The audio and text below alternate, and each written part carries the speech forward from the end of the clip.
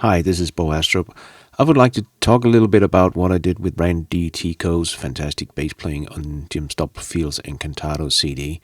Now I have the track Puesta del Sol. If we focus in on the bass channel, I have my main bass track. As you can see, I made a copy of it, so we'll get into that in just a few seconds. So first, on the bass, I have the Masterworks equalizer rolling off around 28 Hertz.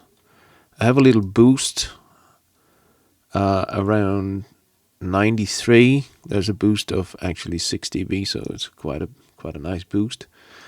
Took out a little bit of 200 Hertz, and then the bass needed a little bump again around 422. Now, so I'm using this throughout the whole track. However, there's a few great bass runs that I had a little issue getting into the mix and getting to hear it. What I did there, that's why I did the bass copy. And on the copy of the bass, I have the Masterworks EQ rolling off a little higher, because when I'm mixing it in, I don't want to add more bottom. I need more definition. So I'm boosting wide a little, about 250, 260 Hertz. Give it a little more bump, about 600 Hertz. I added the leveler to give a little glue to this copy track. And then I was looking for something to give a little grit to the top end to make it cut a little better.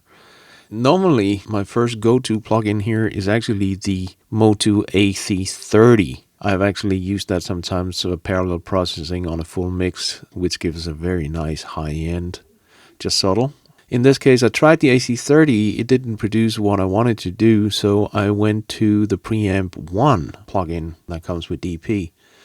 And added a little bit, and as you see, especially when we got down to the coloration, I actually using drastic and pushing it just a smidge, but it's pretty cool.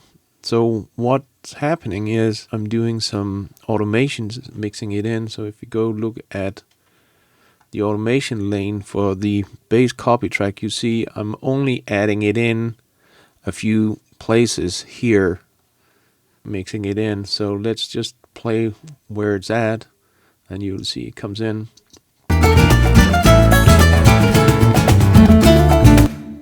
So that little run there, I get it back in the mix. It was disappearing for me on the original bass track. And here again.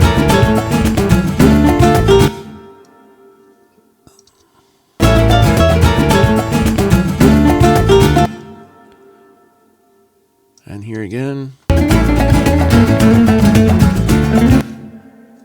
So it just gives me that definition, and then I have something here.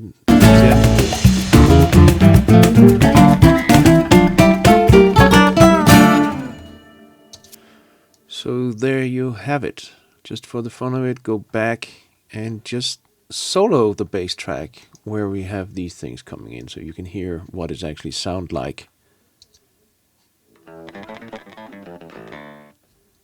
Not much, but just enough to give me the definition. They come back in the mix. They come in the mix.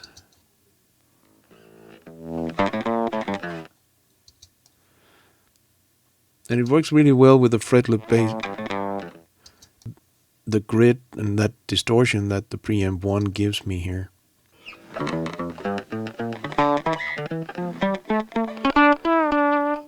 So that's what I did to the bass sometimes in the mix.